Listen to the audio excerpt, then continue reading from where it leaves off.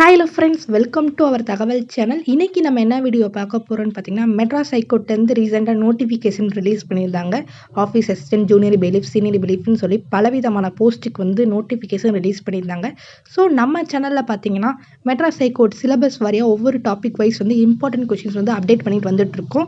So அந்த வகையில் இன்றைக்கி என்ன டாபிக் பார்க்க போகிறோம்னா, வரலாறுலேருந்து 100 முக்கிய வினாக்கள் தான் வந்து பார்க்க போகிறோம். 6th to 10th வரையிலான முக்கியமான வினாக்கள். இந்த கொஷின்ஸ் வந்து கண்டிப்பாக அவங்க வந்து மெட்ராஸ் ஹைகோர்ட் தேர்வில் வந்து வரக்கூடியதுக்கான அதிகப்படியான வாய்ப்புகள் இருக்குன்னே சொல்லலாம். ஸோ வந்து வீடியோவை ஸ்கிப் பண்ணாமல் பாருங்கள். அதுக்கு முன்னாடி நீங்கள் மெட்ராஸ் ஹைகோர்ட் எக்ஸாமுக்கு ப்ரிப்பேர் பண்ணிட்டு இருக்கீங்கன்னா கண்டிப்பாக நம்ம சேனலோட பிளேலிஸ்ட்டை விசிட் பண்ணி பாருங்கள். நம்ம சேனல் பிளேலிஸ்ட்டில் மெட்ராஸ் ஹைகோர்ட் பொது தமிழ் 2024, மெட்ராஸ் ஹைகோர்ட் எக்ஸாம் 24 சொல்லி 2 விதமான பிளேலிஸ்ட் இருக்குது. பொது தமிழ் பிளேலிஸ்ட்டில் பார்த்தீங்கன்னா ஃபுல் அண்ட் ஃபுல் வந்து உங்களுக்கு தமிழில் வந்து டாபிக் வைஸ் வந்து ஒவ்வொரு டாப்பிக்காக தனித்தனியாக இம்பார்ட்டன்ட் கொஷின்ஸ், அடுத்து டாபிக் வைஸ் உள்ள முக்கியமாக கேட்கக்கூடிய கேள்விகள் எல்லாமே தனித்தனி டாபிக் வைஸாக கொடுத்துருக்கோம். கண்டிப்பாக வந்து செக் பண்ணி பாருங்கள். அடுத்ததான் மெட்ராஸ் ஹைகோர்ட் எக்ஸாம் 24 2024 சொல்லி ஒரு பிளேலிஸ்ட் இருக்கும். அதில் வந்து இந்திய அரசியலமைப்பு, வரலாறு, வேதியியல், விலங்கியல்னு சொல்லி தனித்தனி டாபிக் வைஸாக பொது அறிவிலேருந்து ஒவ்வொரு தனித்தனி டாபிக் வைஸாக வந்து 200, 300, 400 கொஷின் சொல்லி முக்கியமான கொஷின்ஸாக வந்து 6th to 10th வரையிலான இம்பார்ட்டன்ட் கொஷின்ஸ் வந்து தனித்தனி டாப்பிக்காகவே நம்ம போட்டுட்டு வந்துட்டு இருக்கோம். கண்டிப்பாக இந்த வீடியோஸ்லாம் உங்களுக்கு யூஸ்ஃபுல்லாக இருக்கும். மறக்காமல் செக் பண்ணி பாருங்கள். இந்த பிளேலிஸ்ட்டுக்கான லிங்கை கீழே டிஸ்கிரிப்ஷன் பாக்ஸில் கொடுக்குறேன். இதோட சேர்த்து Madras high court previous year question பேப்பர்னு சொல்லி ஒரு பிளேலிஸ்ட் இருக்கும்.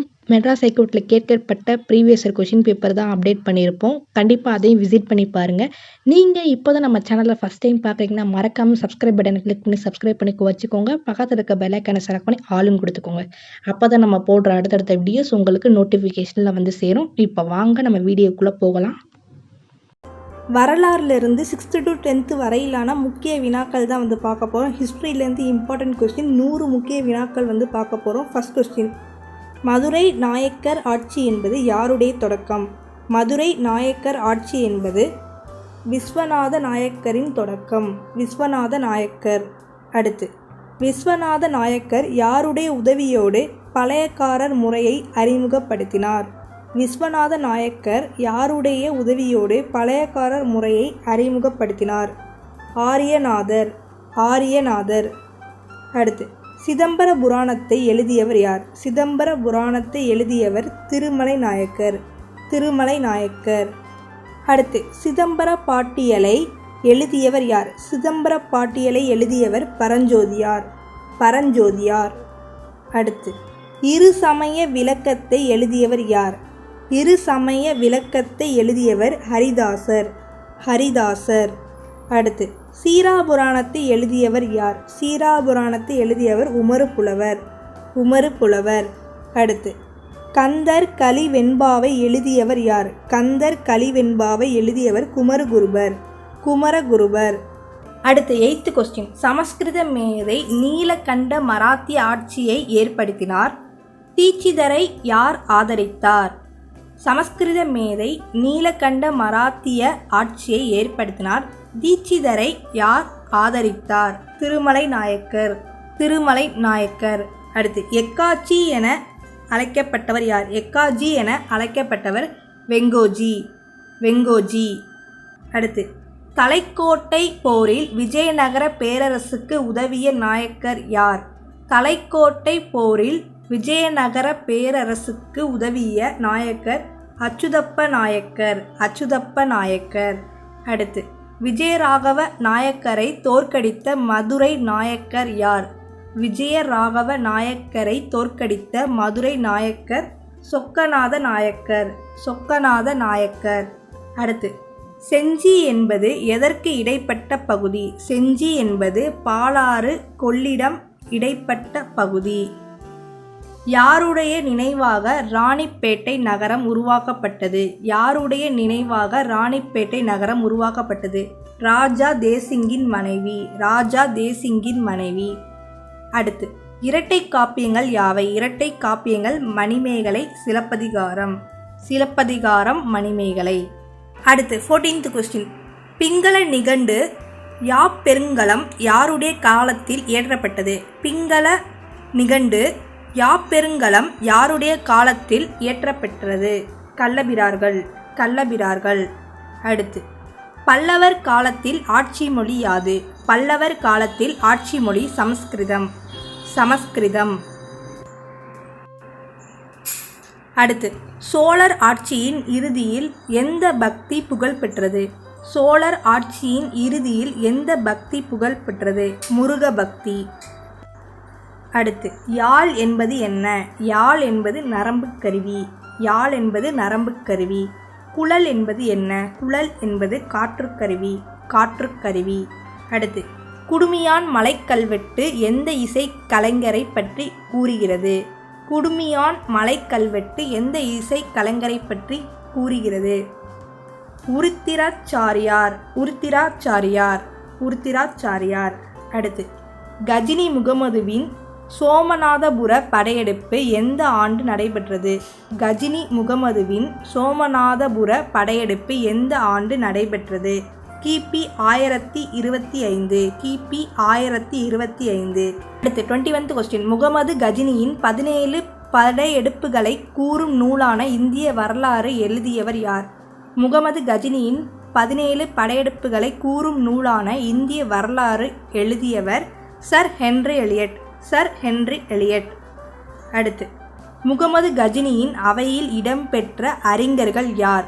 முகமது கஜினியின் அவையில் இடம்பெற்ற அறிஞர்கள் பிர்தலசி அல் பெருனி.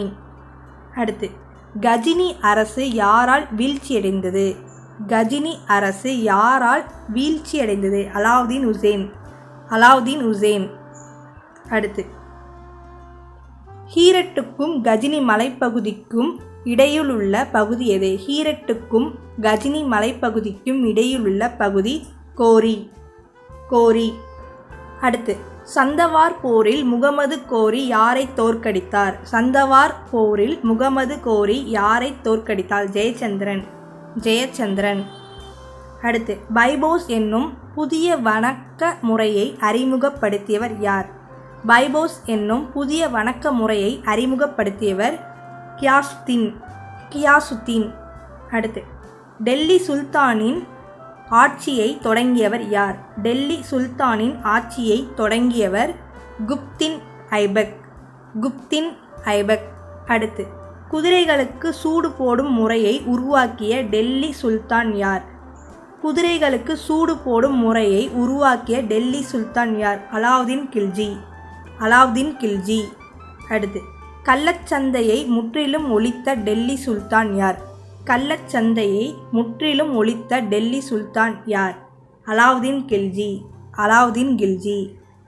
அடுத்து, அலாவுதீன் கில்ஜி அங்காடிகளை கட்டுப்படுத்த யாரை நியமித்தார்? அலாவுதீன் கில்ஜி அங்காடிகளை கட்டுப்படுத்த யாரை நியமித்தார்? திவானி ரியாஸ். அடுத்து 31th கொஸ்டின். பழைய கற்காலம் கிமு 10,000 ஆண்டுகளுக்கு முன். புதிய கற்காலம் கிமு 10,000 to கிமு 4000. செம்பு கற்காலம் கிமு 3000 to கிமு 1500. இரும்பு கற்காலம் கிமு 1500 to கிமு 600. இந்த 4 கொஸ்டின் இம்பார்ட்டன்ட், ஸோ நல்லா நோட் பண்ணி வச்சுக்கோங்க. அடுத்து 35th கொஸ்டின். திருநெல்வேலி மாவட்டத்தில் அகழ்வாராய்ச்சி மேற்கொள்ளப்பட்டது. திருநெல்வேலி மாவட்டத்தில் ஆதிச்சநல்லூர் அகழ்வாராய்ச்சி மேற்கொள்ளப்பட்டது. அடுத்து, பழைய கற்காலத்தில் ஆதி மனிதன் எந்த கற்களை பயன்படுத்தி நெருப்பை உண்டாக்கினான்? பழைய கற்காலத்தில் ஆதி மனிதன் எந்த கற்களை பயன்படுத்தி நெருப்பை உண்டாக்கினான்? சிக்கி முக்கி கல். 36th question. பூமியின் தோற்றம் எத்தனை ஆண்டுகளுக்கு முன்? பூமியின் தோற்றம் 460 கோடி ஆண்டுகளுக்கு முன். 460 கோடி ஆண்டுகளுக்கு முன்.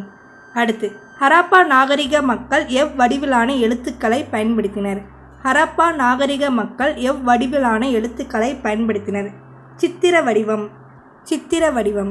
ஹராப்பா நாகரிக மக்கள் எப்பயிரை விளைவித்தனர்? ஹராப்பா நாகரிக மக்கள் எப்பயிரை விளைவித்தனர்? கோதுமை பார்லி. அடுத்து, ஹராப்பா நாகரிக மக்கள் எவ்விதமான ஆடைகளை அணிந்தனர்? ஹராப்பா நாகரிக மக்கள் எவ்விதமான ஆடைகளை அணிந்தனர்? பருத்தி கம்பளி. அடுத்து 40th கொஸ்டின், ஹரப்பா நாகரிகத்தில் எந்த வகை சுடும் பாண்டம் தயாரித்தனர்? ஹரப்பா நாகரிகத்தில் எந்த வகை சுடும் பாண்டம் தயாரித்தனர்? டெராக்கோட்டா.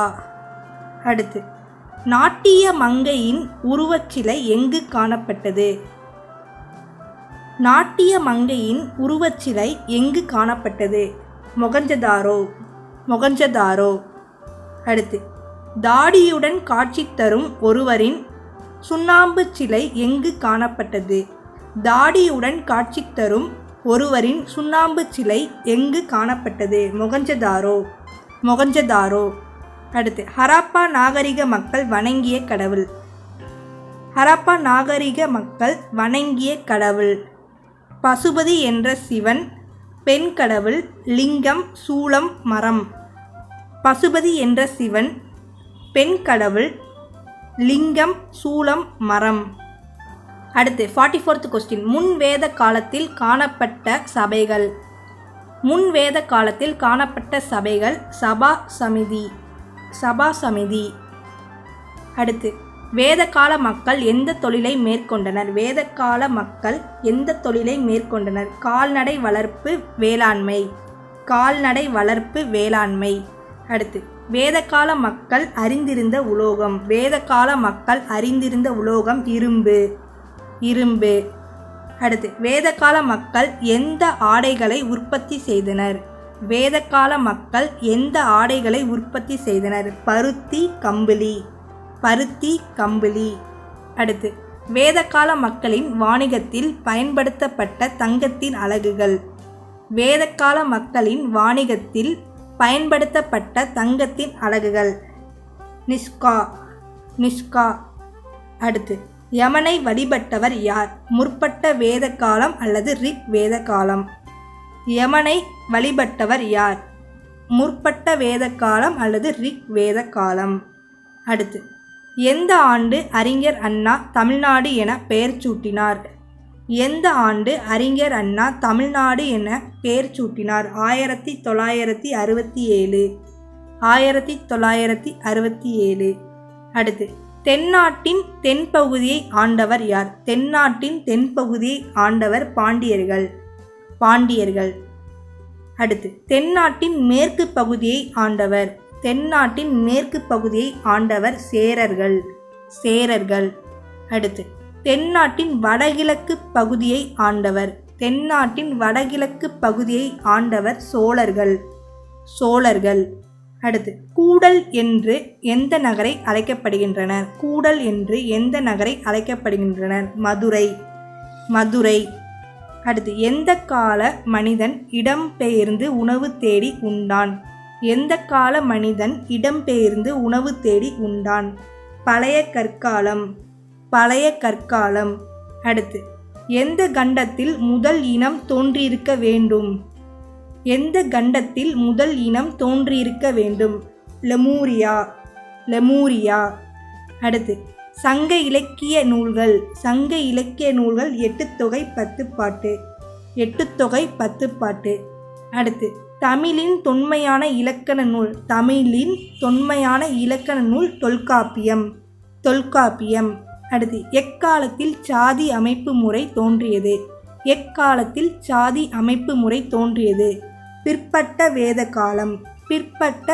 காலம். அடுத்து, பின் வேத காலத்தில் யாகம் புரோகிதம் செய்பவர்கள் எவ்வாறு அழைக்கப்பட்டனர்? பின் வேத காலத்தில் யாகம் புரோகிதம் செய்பவர்கள் எவ்வாறு அழைக்கப்பட்டனர்? பிராமணர்கள். அடுத்து, பின் வேத காலத்தில் போர் புரிவோர் எவ்வாறு அழைக்கப்பட்டனர்? பின் வேத காலத்தில் போர் புரிவோர் எவ்வாறு அழைக்கப்பட்டனர்? சத்திரியர்கள். அடுத்து, பின் வேத காலத்தில் பயிர்த்தொழில் புரிவோர் எவ்வாறு அழைக்கப்பட்டனர்? பின் வேத காலத்தில் பயிர்த்தொழில் புரிவோர் எவ்வாறு அழைக்கப்பட்டனர்? வைசியர்கள். அடுத்து, உடன்கட்டை ஏறும் வழக்கம் எந்த வேத காலத்தில் காணப்பட்டது? உடன்கட்டை ஏறும் வழக்கம் எந்த வேத காலத்தில் காணப்பட்டது? பிற்பட்ட வேத காலம். அடுத்து, மனிதன் முதலில் பழக்கிய விலங்கு நாய். அடுத்து, சக்கரம் எக்காலத்தில் உருவாக்கப்பட்டது? சக்கரம் எக்காலத்தில் உருவாக்கப்பட்டது? புதிய கற்காலம். புதிய கற்காலம். அடுத்து, முதலில் பயன்படுத்திய உலோகம் எது? முதலில் பயன்படுத்திய உலோகம் செம்பு. செம்பு. அடுத்து, ஹராப்பா நாகரிகம் எந்த கற்காலத்தை சார்ந்தது? ஹராப்பா நாகரிகம் எந்த கற்காலத்தை சார்ந்தது? செம்பு. செம்பு. அடுத்து, சிந்து சமவெளி நாகரிகம் எக்கற்காலத்தை சார்ந்தது? சிந்து சமவெளி நாகரிகம் எக்கற்காலத்தை சார்ந்தது? செம்பு. செம்பு. அடுத்து, இந்திய நாகரிகத்தின் தொடக்கமாக விளங்குவது எது? இந்திய நாகரிகத்தின் தொடக்கமாக விளங்குவது சிந்து சமவெளி நாகரிகம். சிந்து சமவெளி நாகரிகம். அடுத்து, ஹராப்பா நாகரிகம் என்பது? ஹராப்பா நாகரிகம் என்பது நகர நாகரிகம். நகர நாகரிகம். அடுத்து, 1856ஆம் ஆண்டு எந்த நதிக்கரையில் ஆங்கிலேயர் இருப்பு பாதை அமைத்தனர்? 1856ஆம் ஆண்டு எந்த நதிக்கரையில் ஆங்கிலேயர் இருப்பு பாதை அமைத்தனர்? ராவி நதிக்கரை. ராவி நதிக்கரை. அடுத்து, எந்த ஆண்டு அகழ்வாராய்ச்சியாளர்கள் ஹராப்பா நாகரிகத்தை கண்டறிந்தனர்? எந்த ஆண்டு அகழ்வாராய்ச்சியாளர்கள் ஹராப்பா நாகரிகத்தை கண்டறிந்தனர்? 1921. 1921. அடுத்து 73 கொஸ்டின். ஹராப்பா என்ற சிந்தி மொழி சொல்லின் பொருள் என்ன? ஹராப்பா என்ற சிந்தி மொழி சொல்லின் பொருள் புதையுண்ட நகர நாகரிகம். புதையுண்ட நகர நாகரிகம். அடுத்து, தலையாலங்கானத்து செருவென்ற நெடுஞ்செழியன் என அழைக்கப்படுபவர்? பாண்டிய நெடுஞ்செழியன். பாண்டியன் நெடுஞ்செழியன். அடுத்து, கடையெழு வள்ளல்கள் யார்? கடையெழு வள்ளல்கள் பாரி, ஓரி, காரி, நல்லி, எழினி, போகன், ஆய். அடுத்து, கல்லணையை கட்டிய சோழ மன்னன். கல்லணையை கட்டிய சோழ மன்னன் கரிகாலன்.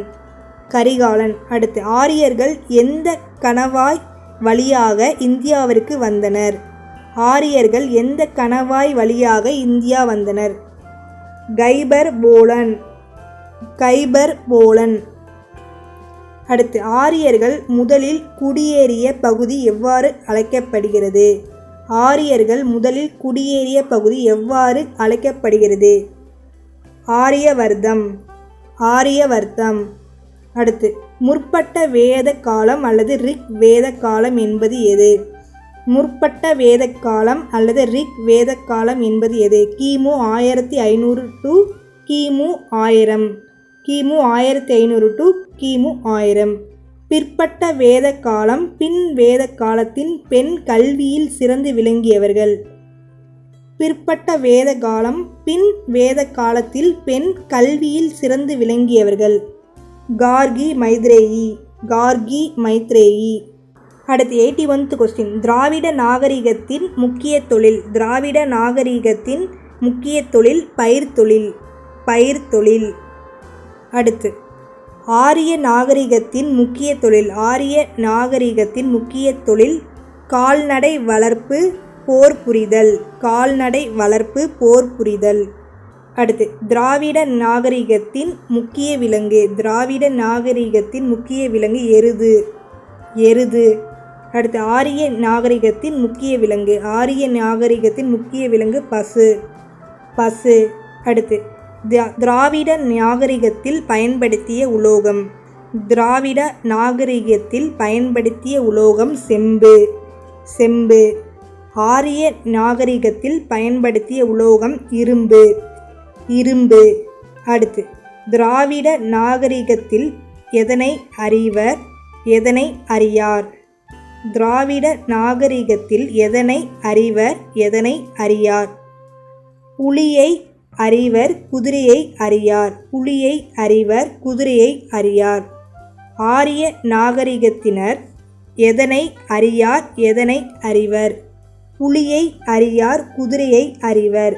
புலியை அறியார், குதிரையை அறிவர். அடுத்து, சமணமும் பௌத்தமும் எந்த நூற்றாண்டு காலத்தில் தோன்றியது? சமணமும் பௌத்தமும் எந்த நூற்றாண்டு காலத்தில் தோன்றியது? கிமு 6. கிமு 6. அடுத்து, சமண மதத்தை உருவாக்கியவர் யார்? சமண மதத்தை உருவாக்கியவர் வர்த்தமான மகாவீர். வர்த்தமான மகாவீர். அடுத்து காங்கிரஸும் முஸ்லீம் லீக்கும் எந்த ஒப்பந்தத்தில் ஒன்று பெற்றனர்? காங்கிரஸும் முஸ்லீம் லீக்கும் எந்த ஒப்பந்தத்தில் ஒன்று பெற்றனர்? லக்னோ ஒப்பந்தம். லக்னோ ஒப்பந்தம். அடுத்து நேரு முதன்முதலாக எந்த மாநாட்டில் காந்தியை சந்தித்தார்? நேரு முதன்முதலாக எந்த மாநாட்டில் காந்தியை சந்தித்தார்? லக்னோ. லக்னோ. அடுத்து ஆகஸ்ட் அறிக்கை எந்த ஆண்டு? ஆகஸ்ட் அறிக்கை எந்த ஆண்டு? 1917 வெளியிடப்பட்டது. 1917 வெளியிடப்பட்டது. அடுத்து எதனால் தன்னாட்சி இயக்கம் படிப்படியாக முடிவுக்கு வந்தது? எதனால் தன்னாட்சி இயக்கம் படிப்படியாக முடிவுக்கு வந்தது? ஆகஸ்ட் அறிக்கை. ஆகஸ்ட் அறிக்கை. 25th question. மாண்டெக் செம்ஸ்போர்டு சீர்திருத்தம் எந்த ஆண்டு கொண்டு வரப்பட்டது? மாண்டெக் செம்ஸ்போர்டு சீர்திருத்தம் எந்த ஆண்டு கொண்டு வரப்பட்டது? 1919. 1919.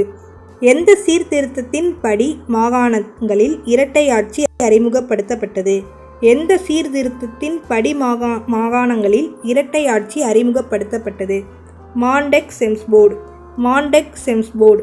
அடுத்து 97th கொஸ்டின். எந்த சட்டத்தை வெளியிட்டது ஆங்கிலேயரின் பெருந்தன்மையற்ற செயல் என ஆனி பெசன்ட் கூறினார்? மாண்டெக் செம்ஸ்போர்டு. மாண்டெக் செம்ஸ்போர்டு. அடுத்து ரவுலட் சட்டம் எந்த ஆண்டு கொண்டு வரப்பட்டது? ரவுலட் சட்டம் எந்த ஆண்டு கொண்டு வரப்பட்டது? 1919. 1919. அடுத்து 99th கொஸ்டின் இல்லை 100 வந்துருச்சு. ஸோ நம்ம 100 பார்ப்போம். உப்பு சத்தியாகிரகத்தில் கலந்து கொண்ட ஒரே பெண்மணி யார்? சரோஜினி நாயுடு. சரோஜினி நாயுடு. அடுத்து இது உங்களுக்கான 100வது கொஸ்டின் எடுத்துக்கோங்க. தமிழ்நாட்டில் யார் தலைமையில் திருச்சி முதல் வேதாரண்யம் வரை உப்பு சத்தியாகிரகம் நடைபெற்றது? இதுக்கான ஆன்சரை தெரிஞ்சவங்க கமெண்ட் பாக்ஸில் கமெண்ட் பண்ணுங்கள். இதோட வரலாறுக்கான முக்கிய வினாக்கள் முடிவடையுது. நீங்கள் நம்ம சேனலோட பிளேலிஸ்ட்டை கண்டிப்பாக விசிட் பண்ணி பாருங்கள். உங்களுக்கு அந்த பிளேலிஸ்ட்டில் இருக்க வீடியோஸ் எல்லாமே ரொம்பவே யூஸ்ஃபுல்லான வீடியோஸாக இருக்கும். அது மட்டும் இல்லை, கண்டிப்பாக நம்ம சேனலை சப்ஸ்கிரைப் பண்ணி வச்சுக்கோங்க. தேங்க்ஸ் ஃபார் வாட்சிங்.